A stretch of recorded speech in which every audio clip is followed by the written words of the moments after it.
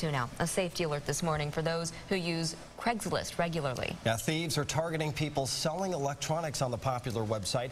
In fact, there's been a rash of burglaries in Raytown. 41 Action News reporter Andres Gutierrez joins us from their police department. Andres, what can our viewers do to avoid becoming victims like this?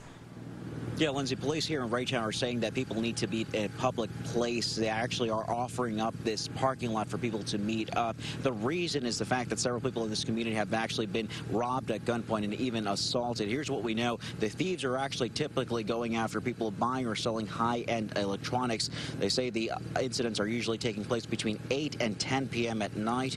And other than meeting here, they are also making sure that people are trusting their instincts. They are making also sure that people don't go along. They insist that people are meeting at a public place such as a police department, and they also say don't meet in a secluded area and don't invite strangers into going to your home or don't go into theirs. The buyers here are described as two black men in their late teens. Reporting live this morning in Raytown, Andres Gutierrez, 41 Action News.